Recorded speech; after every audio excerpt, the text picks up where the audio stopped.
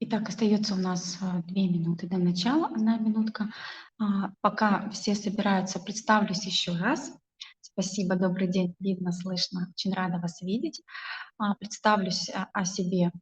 Нестерова Людмила Витальевна, педагог-психолог РЦСТ. И тема сегодняшнего нашего занятия — индивидуальные особенности личности и развитие коммуникативных навыков и культуры общения.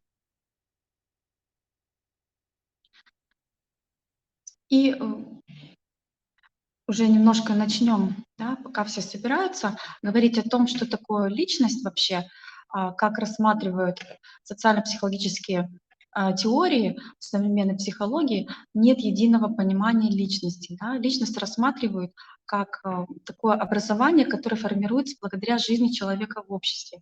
То есть человек появляется сначала в маленьком микросоциуме, это семья, вот. И личность в первую очередь маленького подрастающего человека, конечно же, формируется в условиях семьи, да, как правило.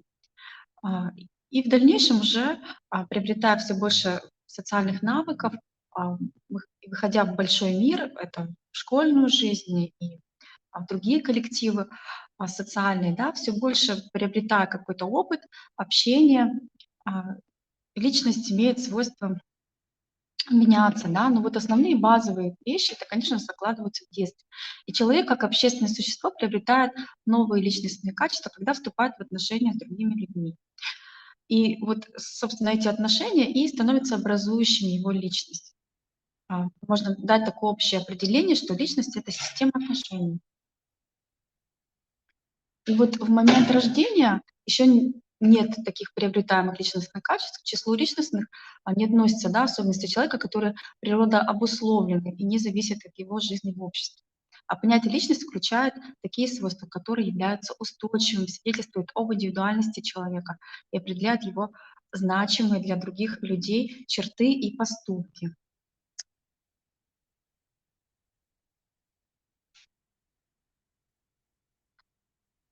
Итак, личность — это человек в системе его психологических характеристик, которые социально обусловлены и проявляются в общественных по природе связях и отношениях, являются устойчивыми и определяют нравственные поступки человека, имеющие существенное значение для него самого и для окружающих. А что же такое индивидуальность? Поговорим об этом. Да? Индивидуальность — это единство неповторимых личностных свойств конкретного человека. Здравствуйте.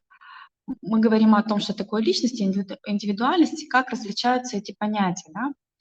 То есть личность — это совокупность отношений, и включает в себя отношения к другим людям, отношения к самому себе, отношения к своему делу, отношения к миру. Да? Вот такая система отношений — это и есть наша личность. Как, к чему я отношусь, это определяющее, имеет значение для того, какая я личность, как я существую в этом мире. Соответственно, своеобразие психофизиологической структуры, тип темперамента, физические и психические особенности, интеллект, мировоззрение, жизненный опыт — все это дополняет личностные особенности, да, и каждый человек уникален, ценен, неповторим в своей личности, да, таких вот одинаковых людей не существует. И, соответственно, как человек относится к людям, да, это тоже очень важная характеристика его личности, да, отношение к членам семьи — это первый социум, где человек рождается и появляется, и где формируется личность впервые появившегося человека. Да.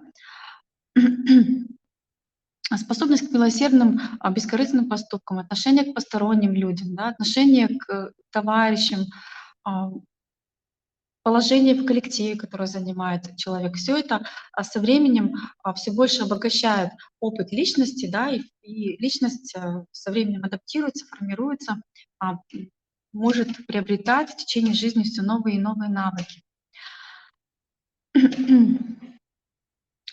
Социализация — это процесс, результат вхождения индивида в систему общественных отношений, а также самостоятельного их воспроизводства через систему социальных ролей и статусов.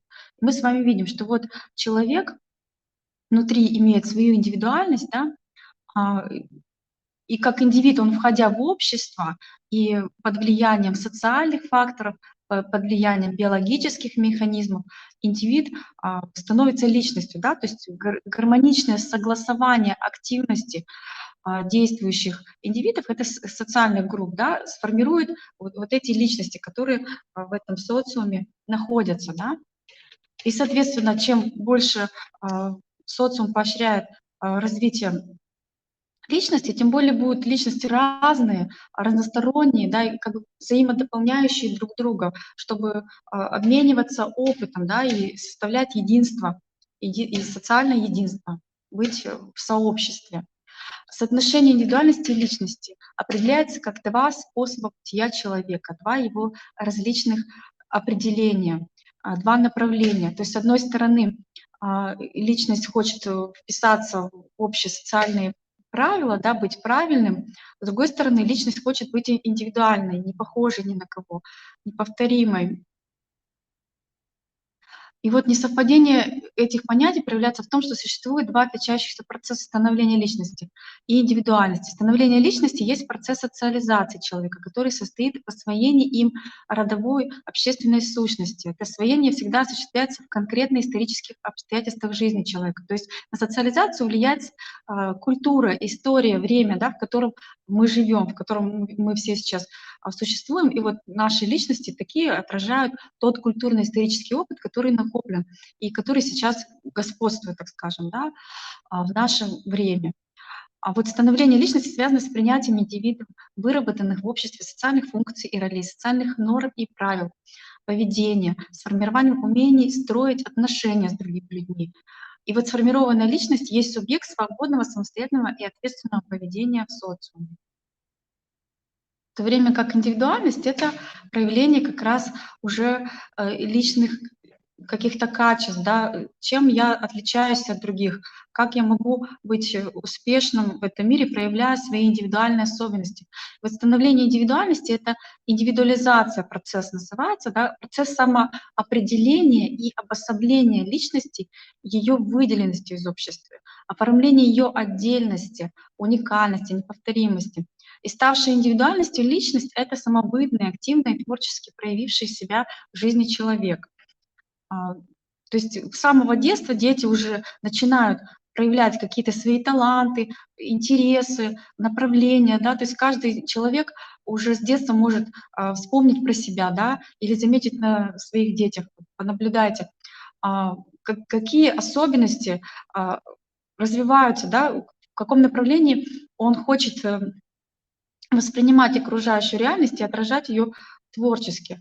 У кого-то музыкальные способности, кто-то поет, у кого-то это могут быть какие-то конструкторские способности, да, конструирует, строит, мастерит через руки как-то вот, чтобы пощупать, потрогать, и пространственно-образное мышление, да, проявляется в этом процессе. То есть вот такой интерес у человека, да. Кто-то, например, прекрасно играет на гитаре, на музыкальном инструменте, да, кто-то рисует замечательно. И вот как раз очень важно уловить этот уникальный момент, что же нравится мне, какая моя направленность личности творческая, в чем я могу быть отличным, при этом проявлять себя активно, целостно, творческо, чтобы жить полной яркой жизнью. Да? И вот суть различия как раз вот в этих понятиях личность и индивидуальность зафиксированы различные стороны, разные измерения духовной сущности человека. И суть этого различия хорошо выражена в языке. Словом «личность» обычно со словом «личность» употребляются такие эпитеты: сильная, энергичная, независимая, подчеркивая тем самым глаза в других. А об индивидуальности говорят яркая, неповторимая, творческая, имея в виду качество самостоятельной сущности человека. Хорошо. И вот в структуре личности как раз принято считать, что взаимосвязаны разные компоненты, стороны личности. Это и способности, и темпераменты, и характеры, и волевые качества, и эмоции, и мотивации. Да, то есть это все переплетено, все эти компоненты настолько сплетаются в личности, да, что а, создают уникальный, неповторимый рисунок каждого человека. Невозможно как-то вот до конца узнать или познать, да, или вот быть таким же, как кто-то, да, то есть все разные, уникальные, причем вот это вот переплетение настолько взаимосвязаны, все эти компоненты, настолько одно на другое влияет, что иногда даже вот не отделить, что от чего и почему, и что первично. И вот в каждый конкретный момент своей жизни человек предстает не как набор тех или иных образований, а как личность, пребывающая в определенном психическом состоянии, которое так или иначе отражается в сиюминутном поведении индивида. Да, то есть вот этот набор качеств, он может и адаптироваться. В одной ситуации человек подстроился и ведет себя немножко по-другому, в другой ситуации он перестраивается, подстраивается в другой вид творческой активности, да, например. Вот. Там, где надо быть как все, он перестроился. То есть всегда личность имеет какие-то адаптивные возможности. И вот чем больше как раз ее способность адаптироваться, тем более гибкой, говорят, гибкое поведение у этого человека, да, когда он может гибко перестраиваться и в любых трудностях находить решение. Это гибкий человек. Имеется в виду психологическая гибкость, да.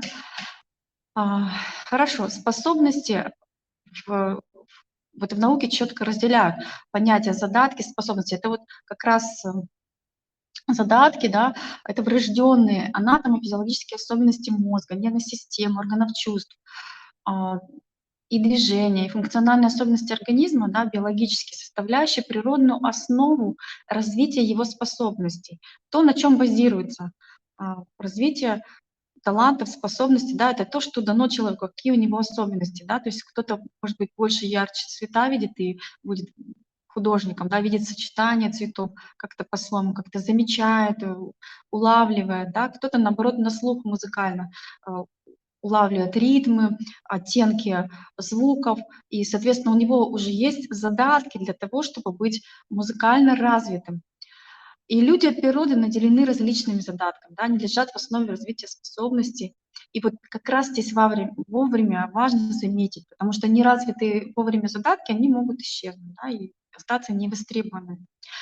Вот способности как раз это формируются в деятельности на основе задатков, индивидуально-психологические особенности, отличающие одного человека от другого, от которых зависит успешность деятельности. Да? То есть это получается, если вовремя замечены задатки, и человек двигается по пути их развития, да, предположим, вот напевал мелодию, да, мама заметила, что напевает, отдала его в музыкальную школу и развился, то есть попал в условия, этот задаток, да, этот человек с задатком попал в условия развития, которые поддерживают его задатки, и эти задатки становятся способностями, да, а затем уже одаренностью и превращаются в талант, гениальность, да, говорят, что вот попадая вот в эти вот ниточки, да, раз и вдруг открывается уникальный талант у этого ребенка, человека, этой личности.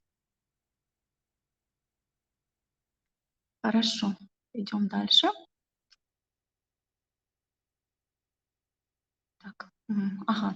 И вот как раз общие способности — это те, которые одинаковым образом проявляют себя в различных видах человеческой деятельности. К ним можно отнести, например, уровень общего интеллектуального развития человека, его обучаемость, внимательность, память, ображение речи, да, какие-то вот в этих областях способности, которые базовые, да, которые всем людям подвластны. Есть специальные способности. Это те способности, которые к определенным видам деятельности, да, такие, вот, как я говорю, музыкальные, лингвистические, математические, какие-то вот более глубокие, более выделяющиеся узкоспециализацию какую-то, да, у человека, вот важно их вовремя замечать и двигаться в сторону их развития.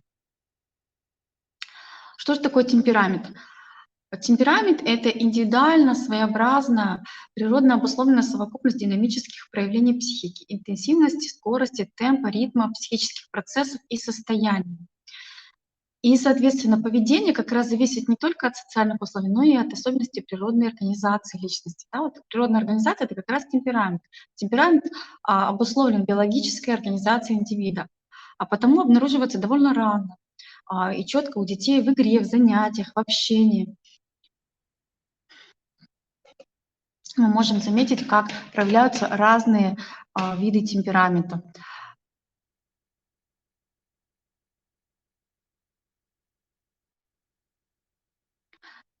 Ну и основные вот 4 типа темпераментов — холерик, сангвиник, меланхолик, флегматик.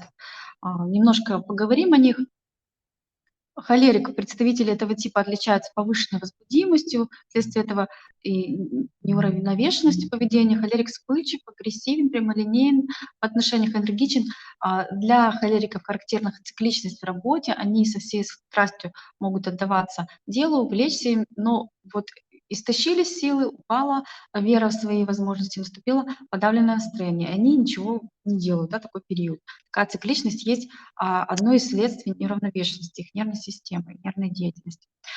Вот. Но это такое общее описание, да, на самом деле чисто холериков не существует, есть смешанные типы, в основном смешанные типы темпераментов у нас существуют. Ну вот как определяющие черты можете понаблюдать за собой, а, за своими детками. Сангвиник. Человек с сильной уравновешенной подвижной нервной системой. Он обладает быстрой скоростью реакции, его поступки обдуманы. Сангвиник жизнерадостен, обладает благодаря чему жизнерадостен, благодаря чему его свойственна высокая сопротивляемость трудностям в жизни.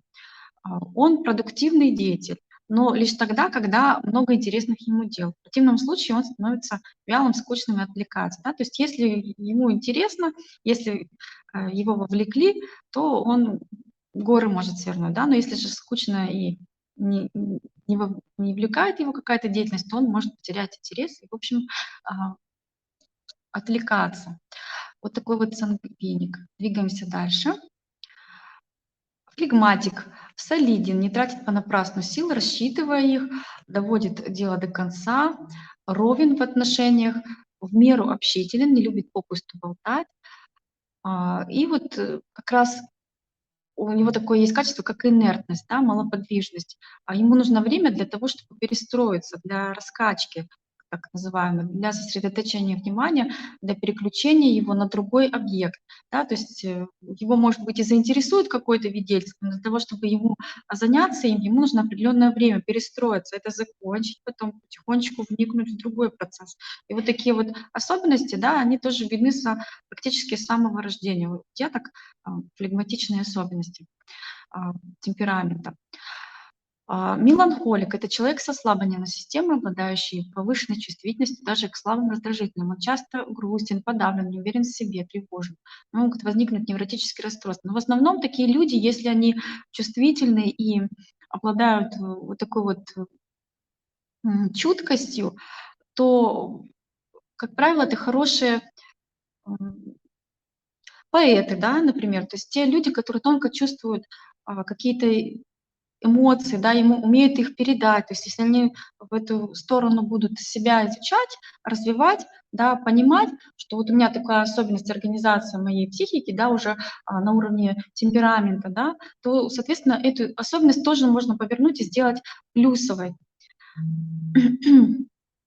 Вот мы видим, что как раз такие 4 составляющие, которые отличают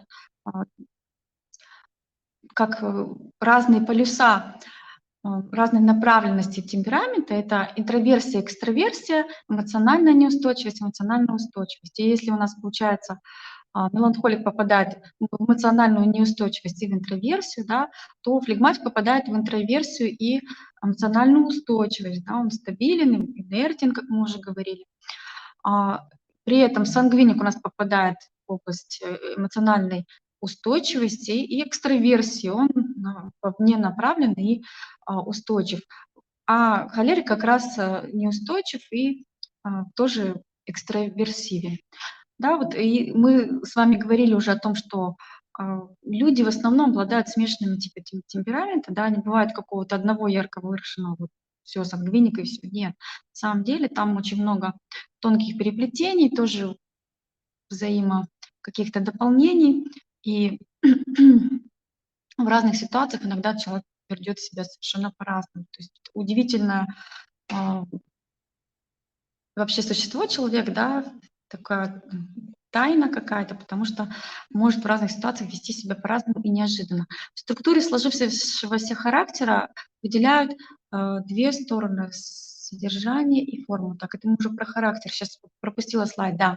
Следующий компонент, который мы говорим про личность, это характер. Это характер — это своеобразие склада психической деятельности, проявляющегося в особенностях социального поведения личности, в первую очередь в отношениях к людям, к делу, к самому себе. Характер формируется постепенно в процессе познания и практической деятельности. То есть мы видим вот в центре задатки, потом способности, затем темперамент, и вот характер — это одна из колец, которые уже ближе к внешнему, да, то есть это ближе уже к социальному. Внутренние биологические задатки, способности, талант, темперамент и характер. А затем вот направленность личности уже формируется внешний, да.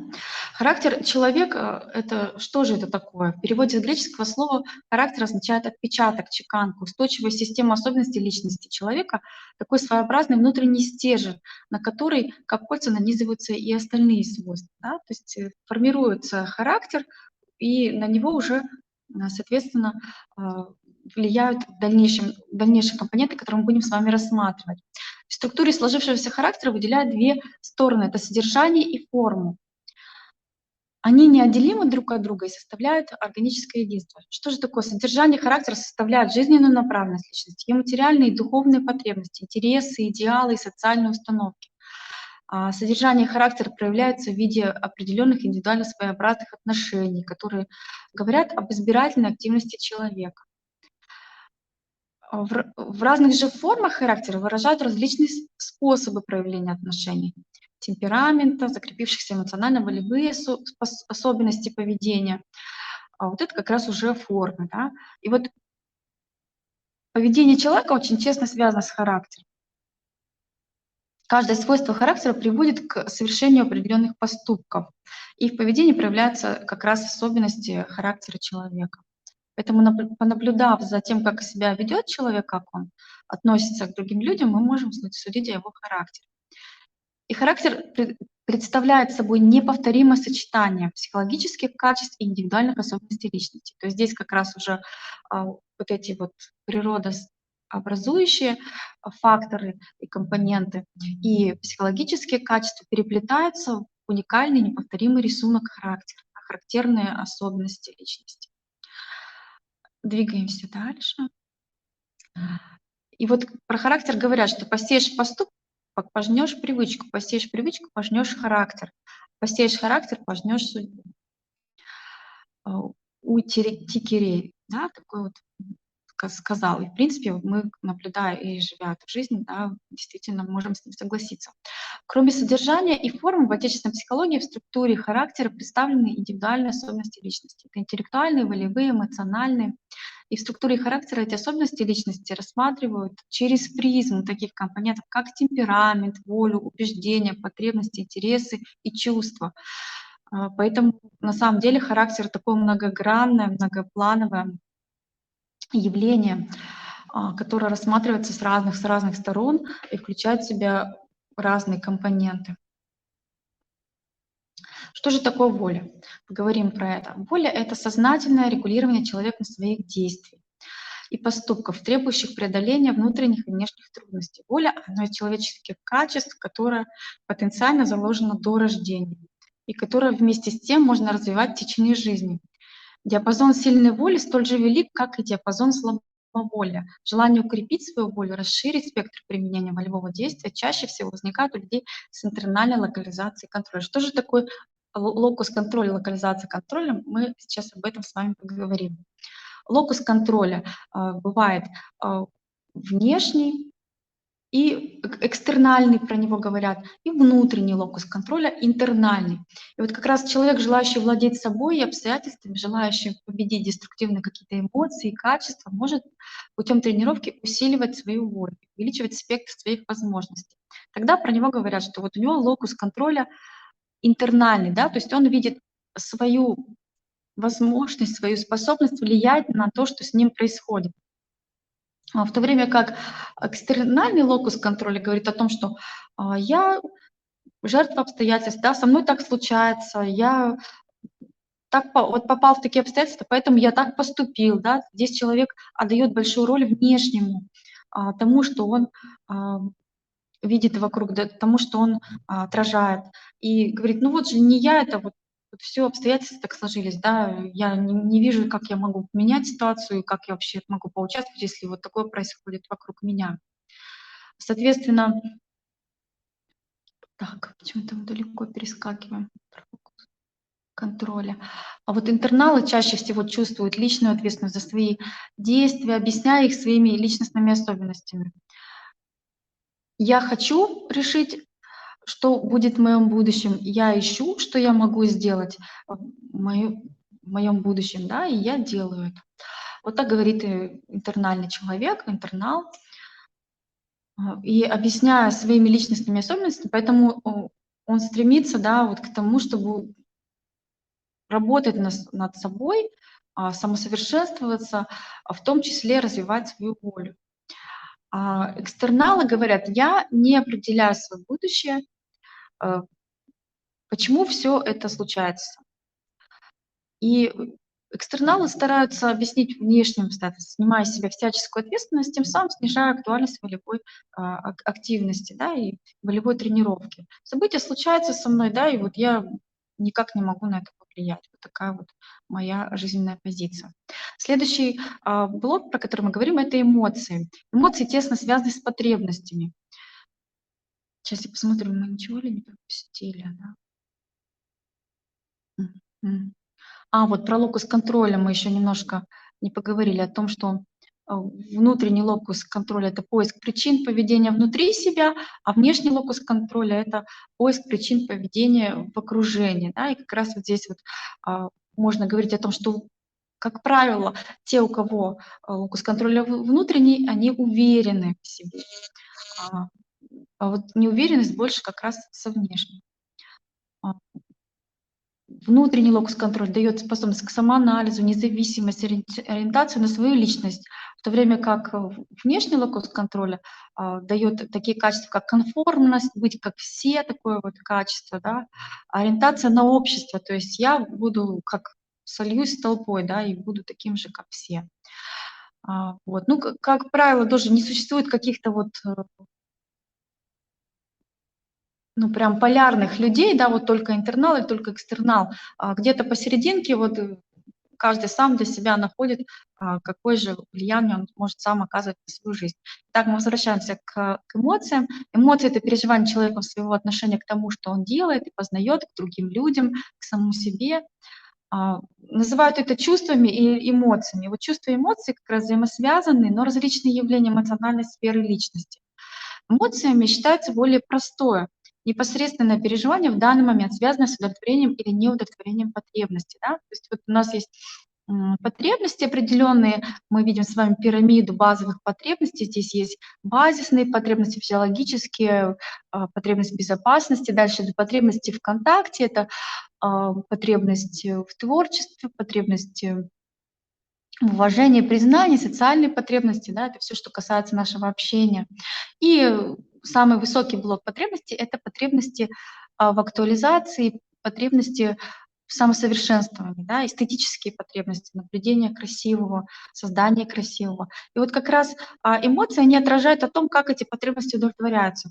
Например, вы попали в какую-то ситуацию, да, и возникает эмоция негативная, да, то есть злость какая-то появилась, ты разозлился, что же происходит. И как раз проходя через эту пирамиду потребностей, мы можем анализировать, чем более человек осознает свои потребности и связанные с этим эмоции, тем более он считается осознанным, эмоционально-интеллектуальным. Да, вот есть такое понятие эмоциональный интеллект. когда я могу различать, что же я на самом деле сейчас стоит за моей злостью. Я просто разозлился, да, и мне не хватает сна, я поэтому зол, либо я сейчас не чувствую себя в безопасности, поэтому злюсь и тревожусь. Еще какие-то эмоции появляются, печаль, тоска, целый спектр эмоций, да, может быть, если у нас не удовлетворена какая-либо потребность. Либо я сейчас хочу вот самосовершенствоваться, какой-то проект задумала, да, и вот что-то не складывается, и вот это меня раздражает, меня это так вот злит, да, и тогда уже эмоция приведет к тому, чтобы я совершила какое-то действие и разрядила эту эмоциональную составляющую и получила в результате действия удовлетворение своей потребности, да. Поела, покушала, и настроение улучшилось. Перешла в безопасное место и, соответственно, тоже проект начала более тесным образом взаимодействовать с кем-то, да, нашла какие-то решения и тоже выдохнула: "Ох, хорошо, всё сдвинулось, все хорошо двигается в моем творческом самоопределении", да, обрадовалась. И вот как раз эмоции отражают вот эти наши потребности. А, 7 основных эмоций: гнев, страх, печаль, отвращение, презрение, удивление, удовольствие. Вот проявляясь как реакции на предметы окружающей обстановки, эмоции связаны с первоначальными впечатлениями. Первое впечатление от чего-либо носит чисто эмоциональный характер, является непосредственной реакцией. Страх, гнев, радость на какие-то внешние особенности, на какие-то внешние обстоятельства. Вот эмоциональный интеллект, да, чем более эмоционально зрелым является человек, тем более развит его эмоциональный интеллект, который отражает общую адаптивность к ситуациям жизни, способность распознавать эмоции и настроения как сигналы своего физического и духовного состояния, умение поставить себя на место другого, сочувствие, умение вовремя отреагировать на негативную эмоцию вовне, озвучить, найти ее причину, предпринять какое-либо действие или изменить отношения, принять ситуацию или изменить ее и восстановить эмоциональный баланс. И вот таким образом развитый эмоциональный интеллект говорит о том, что осознанность эмоций присутствует. Да, человек осознает свои состояния, потребности, эмоции и предпринимает для того, чтобы менять ситуацию, какое-то действие, либо внутреннее, либо внешнее, для того, чтобы эта потребность была переведена в какой-то другой статус удовлетворения. Да? И вот мы видим, что спектр разнообразных эмоций, и или ты управляешь своими эмоциями, или они управляют тобой. Да? И вот насколько человек способен управлять, настолько он более а, развивает свой эмоциональный интеллект. Чувства, если мы говорим о чувствах, то это наиболее сложное образование, чем эмоции. Постоянно устоявшееся отношение личности к тому, что она познает и делает, как к объекту своих потребностей. Да?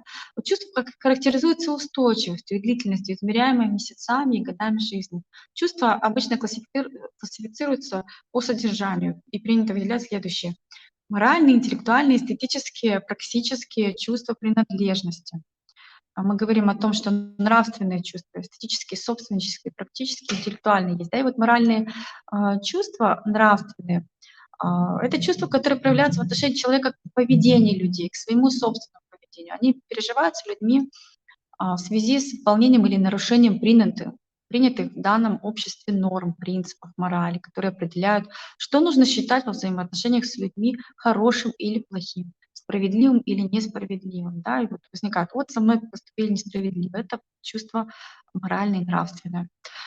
А, Эстетические чувства, переживания в связи с восприятием предметов, явлений, отношений окружающего мира отражают отношение субъекта к различным фактам жизни и их отображение в искусстве. В эстетических чувствах как раз человека переживается красота и гармония, либо наоборот дисгармония в природе, в произведениях искусства, в отношениях между людьми. Да. То есть я захожу домой, и мне нравится моя квартира, мне там хорошо, уютно, красиво. Это эстетическое чувство. Да. Или я, например, пришла, наоборот, бардак, валяется, никакой эстетики нет, все плохо, ремонт, раздрай, да, и, соответственно, чувствую дисгармонию и желание что-то поменять, чтобы настроить реальность таким образом, чтобы чувствовать себя хорошо. Дальше двигаемся. Интеллектуальные чувства возникают в процессе умственной деятельности, решая задачу, связаны с познавательными процессами. Они отражают и выражают отношение человека к своим мыслям, к процессу познания, его успешности, неуспешности, к результатам интеллектуальной деятельности. И к интеллектуальным чувствам относятся любопытство, любознательность, удивление, уверенность, неуверенность, сомнение, недоумение, чувство нового. И очень важно, да, как человек реагирует на новую задачу, сталкиваясь с новым. Ему интересно, любопытно, или он все-таки пугается ее. И вот с этим тоже можно а, подумать, взвесить, работать с этим, да, то есть все-таки новая задача, если вызывает творческую, любопытную составляющую, да, в человеке, то, может быть, даже будет легче ее решить, нежели если это будет страх нового, да, то есть как сразу же стопор, и невозможно никак решить задачу, если человек ее боится новых, да. Вот все больше узнавая новые другие задачи, все более проявляя любопытство, человек обогащается и может справляться с более широким спектром задач, не боясь, не тревожась, становится более гибким, опять же, в поведении. Практические чувства — это отражать человека, отношение человека к процессу и результату своего труда. К ним относятся энтузиазм, вдохновение, азарт, захваченность, заинтересованность в познавательной, в учебной, в рабочей, да. То есть это все о процессе, когда человек рисует, получает удовольствие от своего рисунка, от того, что он произвел вот такой вот на свет шедевр, и процесс сам нравится, и результат своего труда, да, или, например, может быть, даже рабочий человек, не творческой какой-то профессии, а какой-то человек, строитель строит стену, да, и вот он тоже построил эту стену, увидел, что он так много сделал, да, вот такой труд, и ровно, и красиво получилось, и тоже испытывает удовлетворение от того, что он делает это, да, в момент выкладки стены, и когда уже видит результат своего труда, тоже радуется, да, вот такое вот чувство. Либо же, наоборот, обратно, может быть, недоволен или хочет где-то что-то разобрать и заново сделать, да, вот такое практическое чувство. Так, дальше. Собственнические чувства бывают разрушительные, бывают, а, наоборот, сплочающие, да. То есть что это такое собственническое чувство? Это вот чувство принадлежности к группе, чувство единства, привязанности, свои люди, близость, любовь, верность, да, это все, что скрепляет отношения, делает их близкими. Но в то же время чересчур, когда это проявляется, да, когда человек переходит границы другой личности, превращаются вот эти собственнические чувства как гораздо вот в негативный фокус такой, да, то есть это ревность, авторитарная любовь, сверхконтроль, лишающий свободы личности, да. На самом деле есть тоже о чем поразмышлять на эту тему. Затем мотивационные явления. Следующий компонент, который характеризует личность — это мотивация. Мгм. Мотивация — это система мотивов личности. Вот мотив — это побуждение к совершению поведенческого акта, порожденное системой потребностей человека и с разной степенью осознаваемой либо неосознаваемой. В общем виде мотив — это ради чего я делаю то, что я делаю. В процессе совершения поведенческих актов мотивы, будучи динамическими образованиями, могут трансформироваться, изменяться, что возможно на всех фазах совершения поступка. И поведенческий акт нередко завершается не первоначальной мотивацией, а уже преобразованной по какой-то другой линии. То есть начал, например, вовлекся в этот проект из-за того, что было материально интересно, да, то есть предложили большие там какие-то гонорары, да, вознаграждения, а затем уже настолько увлекся вот этой творческой направленностью, что уже и не столько важен гонорар, сколько само дело, да, чтобы вложить в него душу и, например, эта песня, проект, клип, все что угодно может быть, да, чтобы радовало меня и радовало других людей. Да, вот закончил уже с такой мотивацией, гораздо с другим фокусом, не материальным, а более таким социальным. Хорошо. И вот как раз есть цикл мотивации, да, Мы говорим о том, что термином мотивация в современной психологии обозначает два психических явления. Совокупность побуждений, вызывающих активность индивида, определяющая ее активность, то есть система факторов, детерминирующих поведение. И второй м, смысл, который вкладывается в понятие мотивации, это процесс образования и формирования мотивов. И вот как раз что касается процесса, то есть такие мотивационные циклы. Процесс характеризуется, да, потребностью. Сначала возникает у человека, затем он прикладывает какие-то усилия к тому, чтобы совершить действие, направленное на удовлетворение этой потребности, и получает вознаграждение. Соответственно, испытывает удовлетворение, либо неудовлетворение, да, и дальше снова сканирует, какая же есть потребность, и цикл повторяется, да, то есть могут потребности изменяться, либо, например, та же самая потребность осталась недозавершенной, тогда снова по той же самой потребности проходится цикл мотивации. Хорошо.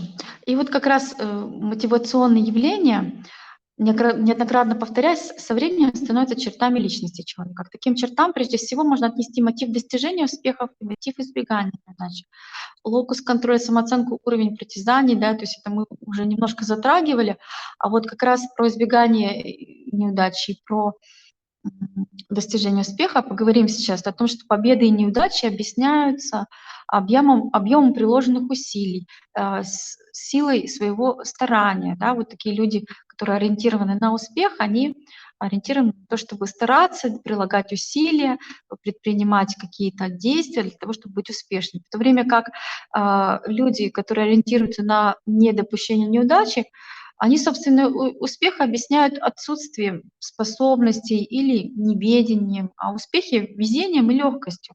Да, поэтому, как правило, они не стремятся к какому-то личному усилию, да, а вот на удачу. Вот повезет мне, значит, будет хорошо. Не повезет, значит, будет плохо. Да, вот опять же, это с локусом контроля вот немножечко похоже, вот то, о чем мы говорили, здесь пересекается, но имеется в виду, что готовый продукт деятельности — это успех либо неудача. И вот психика каждого человека как раз уникальна. Ее неповторимость связана как с особенностями биологического и физического строения и развития организма, так и с влиянием социума, с развитием социальных связей и контактов. И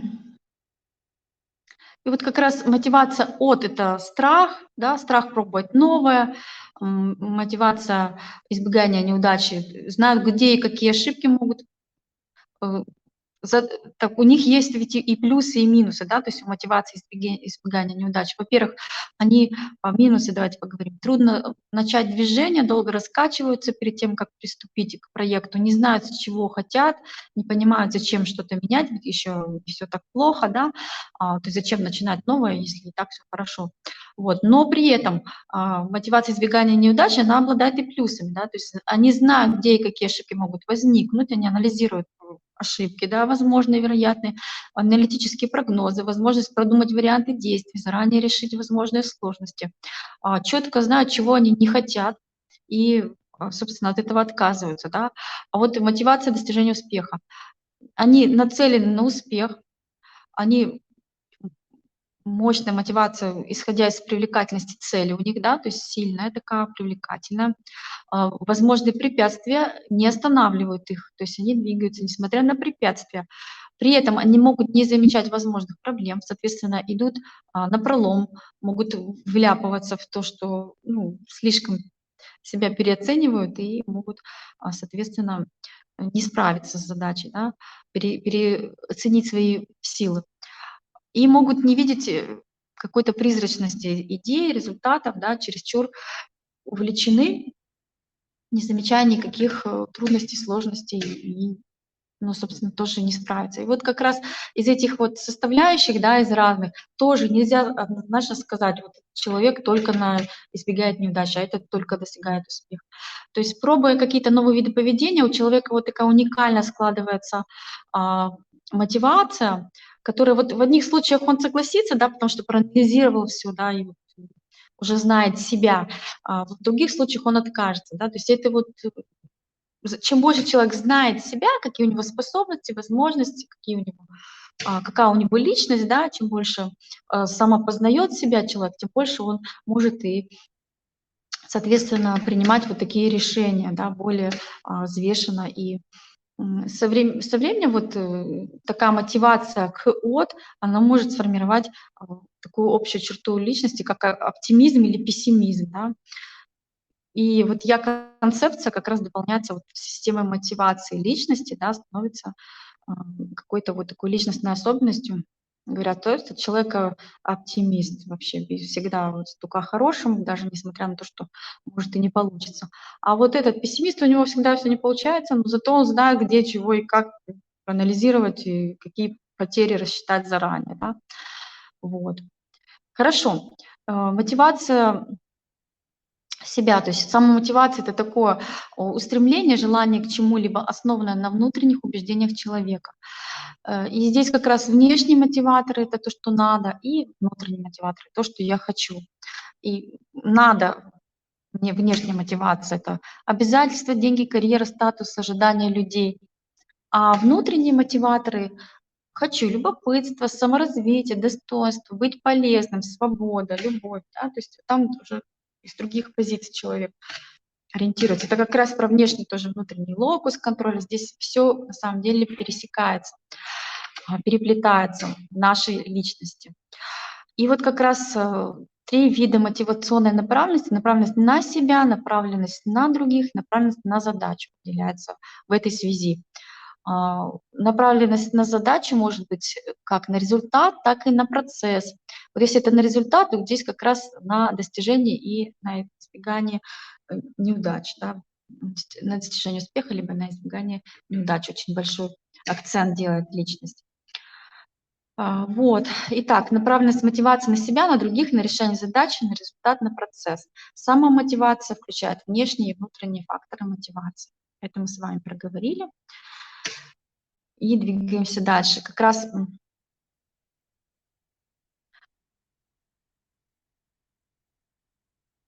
так, у меня что-то тут со слайдами. Сейчас я немножечко определюсь. Развитие коммуникативных навыков и культура общения. Мы переходим с вами к следующему блоку. В эпоху компьютерных игр, супермаркетов, социальных сетей мы все чаще сталкиваемся к тому, что с проблемой социализации и развития коммуникативных навыков у детей и взрослых. То есть насколько себя человек знает, насколько знает свои индивидуальные личные особенности, насколько он себя осознает, свои эмоции, свои потребности, свои мотивы деятельности, да, насколько он знает, в чем он может быть успешным, а где он может и быть неудачлив. Да. Это все со временем вот, взросления человек узнает о себе. И вот чем больше он осознает, знает себя, более целостной личностью является, тем легче ему общаться. Но вот когда все контакты можно уместить в окошко чата, то становится все сложнее, да, формировать вот этот круг общения и знакомиться, заводить друзей, вести переговоры, в том числе и узнавать себя, какой я в обществе, да, какие мои индивидуальные качества, как влияют на общение. А, И вот крайне важным элементом успешности в общении становятся навыки коммуникативной деятельности. Мы должны разговаривать с людьми каждый день, чтобы приобретать товары, услуги, договариваться с партнерами, клиентами, получать необходимые эмоции от общения с друзьями.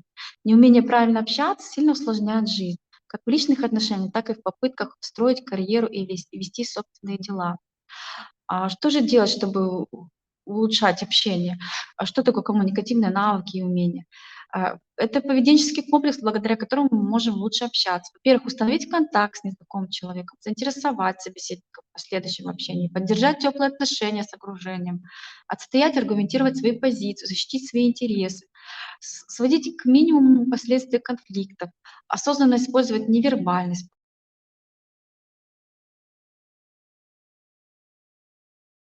понимать других на те или иные действия, слова собеседника. Вот эти все коммуникативные навыки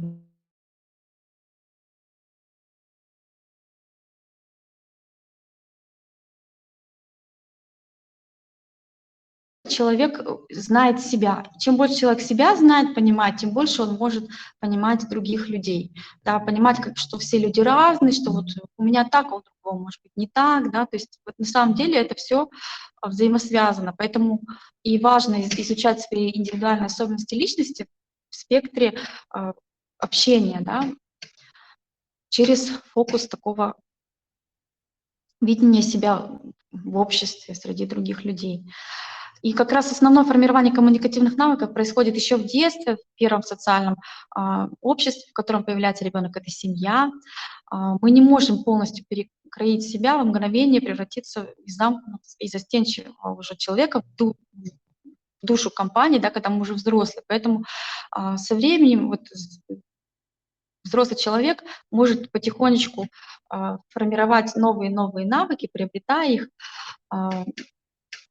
все больше улучшать, узнавать себя, во-первых, и улучшать свою коммуникативную составляющую личности. Для разрешения особенно трудных ситуаций существуют специальные тренинги. На этих занятиях рассматриваются типичные ситуации. Участники в игровой форме примеряют на себя разные модели поведения, обсуждают ошибки, удачные решения. И польза таких тренингов, конечно же, несомненно в том, чтобы человек не несет ответственность тогда за промахи, не боится экспериментировать и ищет новые пути для того, чтобы раскрыть свою коммуникативную составляющую личности. Но далеко не все нуждаются в подобных тренингах. Коммуникативные умения и навыки настолько обширная сфера деятельности, что иногда всего лишь недостает теоретическая база, да, чтобы изучить, как же можно общаться. Например, мы можем быть прекрасными собеседниками, открытыми, интересными для других людей, но при этом не умеем противостоять эмоциональной агрессии или психологическому давлению, чтобы манипуляторы и наглецы не могли выбить нас из колеи. Будет полезно освоить способы приема психологической защиты. Отдельная и довольно серьезная тема — деловое общение. Не каждый обладает рожденным талантом ведения переговоров, поэтому для бизнесменов существует множество литературы о том, как выстраивать контакты с партнерами, клиентами. Огромный пласт межличностных коммуникаций приходится на невербальные средства общения. С их помощью мы тоже можем до 60% информации передать. Это наши интонации, жесты, взгляды, все тоже, с чем мы можем работать и как мы можем общаться с людьми, развивая вот невербальные средства коммуникации. Развитие коммуникативных навыков включает много разных приемов. И вот, выйдя на международный уровень, каждый бизнесмен сталкивается с тонкостями культур разных стран. В каждой стране свой менталитет, который тоже важен для того, чтобы налаживать контакты на международном уровне. Нужно знать, как приветствовать собеседника, какие привычные в нашей стране жесты или тем неприемлемые, например, у иностранцев. Коммуникация — это не только инициирование общения, но и реакция на поведение других людей. Если мы знаем, как отвечать на некорректный вопрос или как ответить на оскорбление, то вооружены против подобных нападок в будущем. Получив достойный отпор, противник в следующий раз уже хорошо подумает, прежде чем задеть.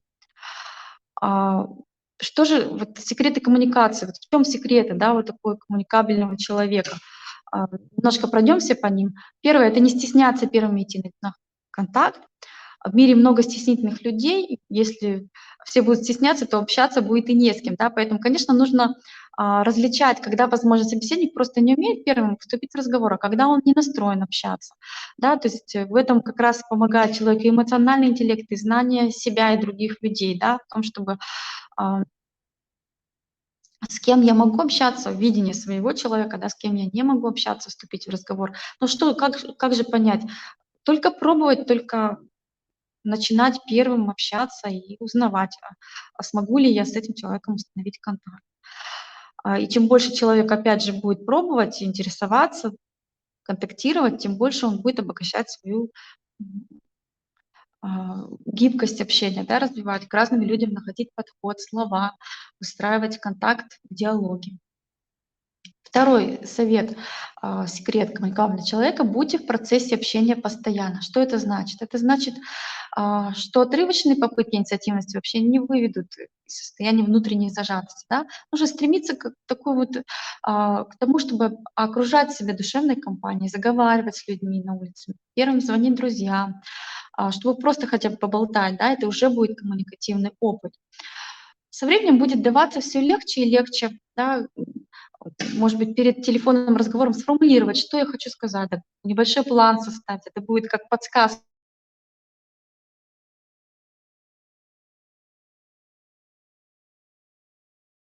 о том, что о чем же я хочу донести до собеседника. Это проблема будет выстраиваться, диалог все лучше и лучше.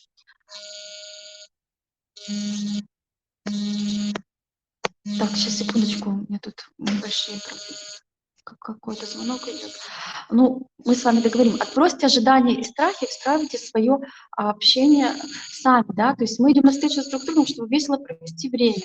А, Например, человек оказывается грустным и неразговорчивым.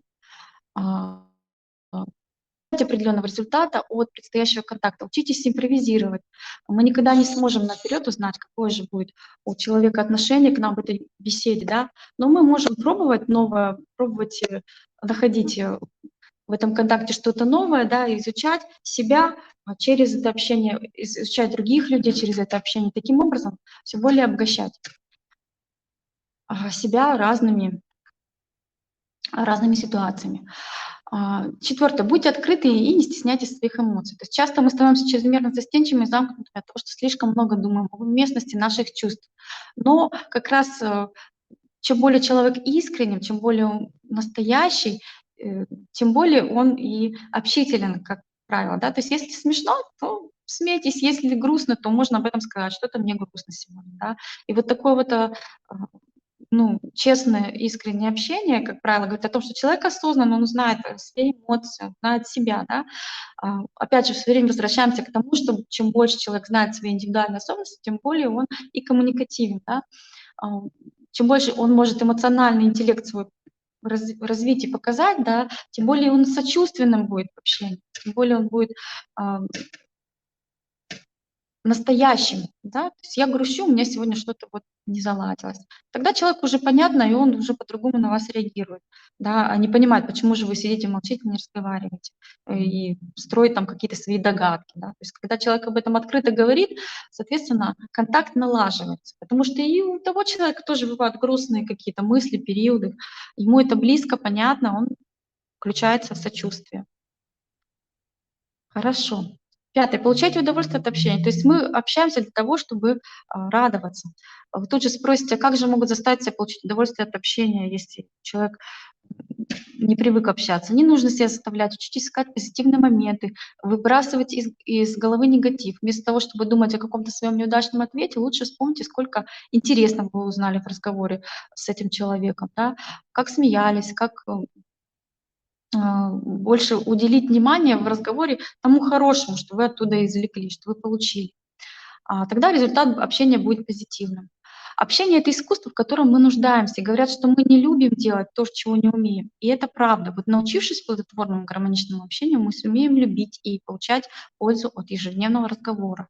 Поэтому такому искусству, конечно же, нужно тренироваться. Да? Любое мастерство для того, чтобы оно развивалось, нуждается в том, чтобы в него вкладывали силы, внимание, время, оттачивая это искусство. И вот такие 8 базовых навыков общения. Это первое — ориентировка в ситуации общения, включая понимание целей, ролей, мотивации участников. Да? То есть когда человек начинает общение, он ориентируется так, сориентировался так, кто здесь, какие люди, какие у них цели, какие у них роли, о чем они, ради чего они здесь, о чем они общаются. Да? Второй навык — это установление контакта, начало общения, симметричный навык завершения общения. Да? То есть это вот о том, как установить контакт, о том, как это половина дела, можно сказать, да, вот установить контакт и почувствовать, что же человеку сейчас нужно от этого общения и что он хочет получить, и что я хочу получить от этого общения. Когда вот такой контакт устанавливается, на самом деле общение гораздо легче. Третий навык — это самопрезентация, умение показать, а какой же я. Да, вот я такой. Как раз проявляя свои уникальные особенности, таланты, свое мировоззрение, человек свою картину мировосприятия, он становится ясным, да, понятным и, соответственно, вызывает на такую же ясность, понятность настоящести и собеседника. Четвертое — получение информации от собеседника, активное и пассивное слушание, использование вопросов, чтение языка тела и другое, предоставление информации. Это пятый навык. Презентационные такие вот моменты, да, насколько я могу представить информацию плотно, на блоки разделить, по каким-то критериям, на какие-то категории. Да, это все о том, что как мы можем представить проект, да, свой, его презентовать. Шестое — это эмоциональная регуляция и саморегуляция. Насколько я могу управлять эмоциями в общении, да, то есть могу ли я так сильно расстраиваться от каждого слова, либо я так умею ставить такую защиту, что ко мне и не пробьешься, там меня никакие слова не зацепят. Но это все от ценности внутреннего ядра личности зависит. Чем более человек устойчив, внутренне знает себя, опять же, да, знает все свои качества, тем его и не прошибешь ничем. Я сам себя знаю, да ты сейчас не про меня говоришь, это твое оскорбление, ты сам себе его забери, да, то есть вот такие вот моменты самоценности, самознания, самопознания, да, чем больше человек знает себя, тем он эмоционально устойчив, эмоционально регулирует себя. Психологическое воздействие, седьмой навык базовое общение — это умение воздействовать, убеждать, внушать, противостоять воздействию, да, то есть аргументировать, подвергать сомнению вот то, что говорят люди, да, как-то вот анализировать какие-то факты, взвешивать и свои аргументы тут ставить. А как же ты так говоришь, а вот здесь вот, например, противоречивое исследование есть на эту тему, да, и можно об этом еще поразмышлять, и действительно ли ты прав. Ну, причем делать это, конечно же, без такой нападки, да, вот как вариант. Посмотри, вот можно эту тему покрутить, с другой стороны посмотреть. Да, тогда это не будет выглядеть как нападка, а как вот, ну, аргументированный, взвешенный ответ. И восьмой базовый навык общения — это предоставление обратной связи. Да, о том, как мы поговорили, что мы сегодня узнали, о том, как мне приятно было общаться, да, или неприятно, что мне понравилось, что мне нет. Это все обратная связь как результат встречи, как результат какого-то диалога, да, может быть.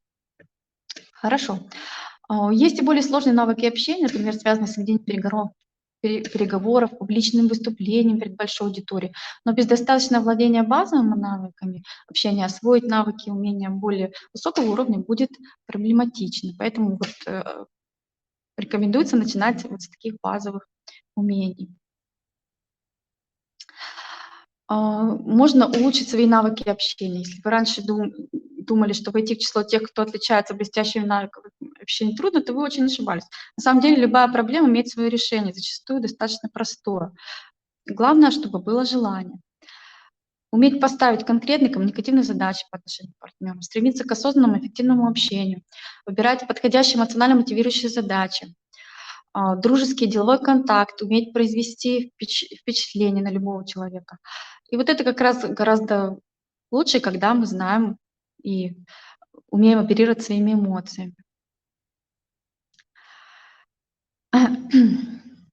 Устанавливать эмоциональный контакт всегда была главной характеристикой лучших коммуникаторов. Поэтому в общении определите, какой именно результат вы хотите получить от разговора, и определите словами, интонацией, которые поддержат необходимые эмоции при данном акте общения. Уметь не обращать внимания на психологические барьеры. Внутренние барьеры возникают в процессе общения достаточно часто и выступают одним из главных препятствий. Чтобы вам ничего не мешало, концентрируйте внимание о том, что для вас важно именно в процессе общения. Ориентируйтесь на решаемую задачу, умейте руководить процессом, да, и своими эмоциями в этом процессе. Забудьте на время о логических шагах в общении. Иногда просто необходимо научиться ориентироваться на поставленную задачу и доверять своей интуиции, потихонечку как бы выплывать к этой цели. Да? То есть это тоже, чем больше человек получает опыт, в этом плане хороши тренинговые занятия, да, для того, чтобы вот как добиться вот такой задачи, как добиться такой задачи. Человек пробует, и у него формируется интуитивный стиль общения, как к этой задаче достигнуть. И, конечно же, такое не сразу может получиться. Да? Нужно прочувствовать, понять, какой настрой у меня, какой настрой у собеседника, какое общение складывается.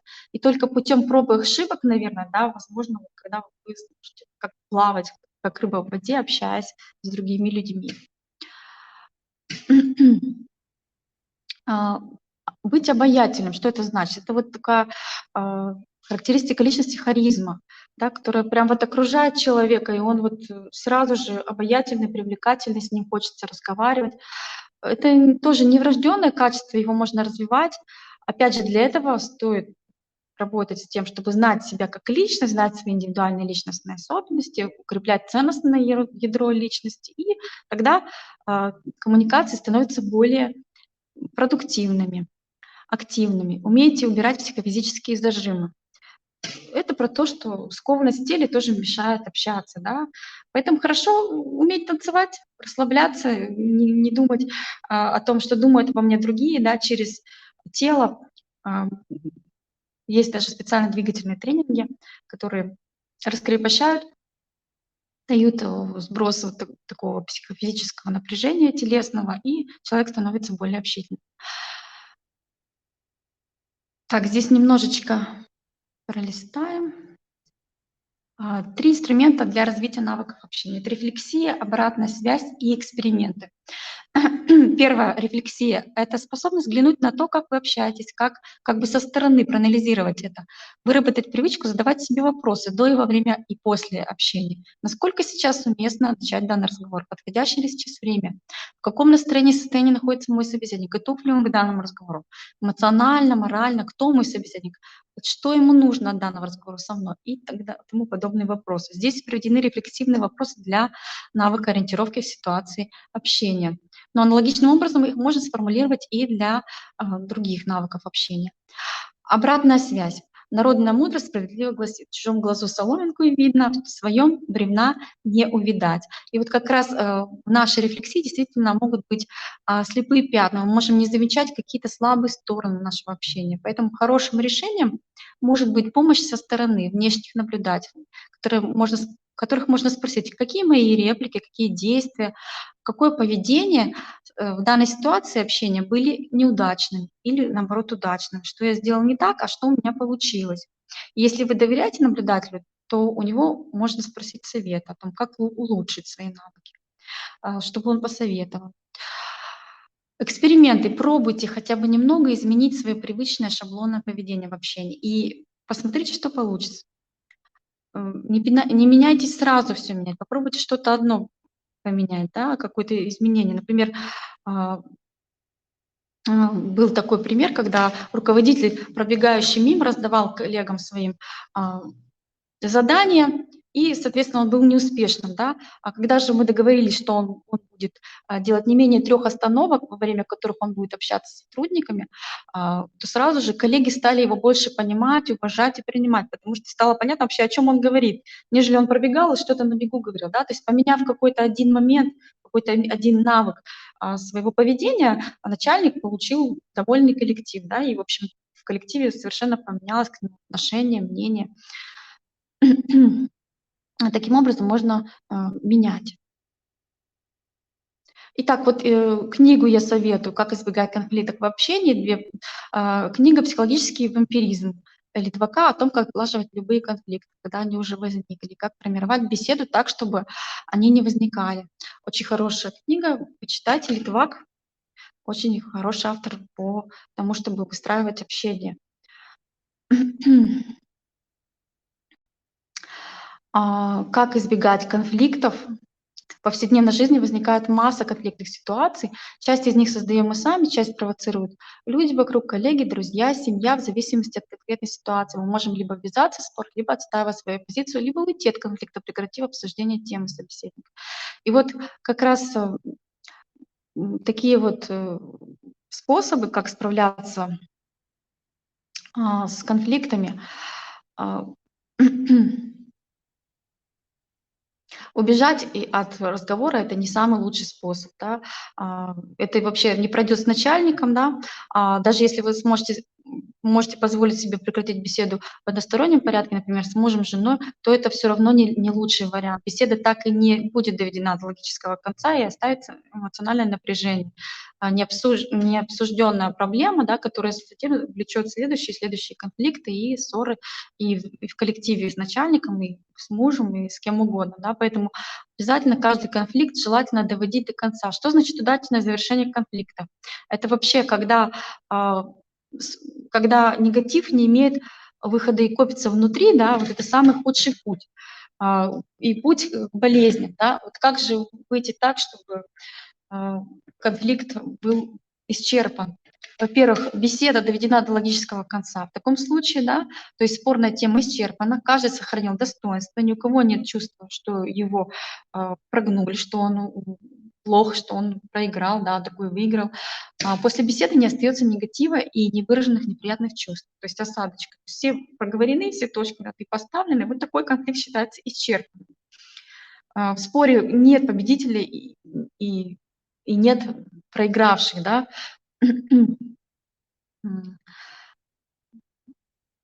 Вы скажете, что такое невозможно. На самом деле возможно, если в эту сторону работать, если с этим а, совладать.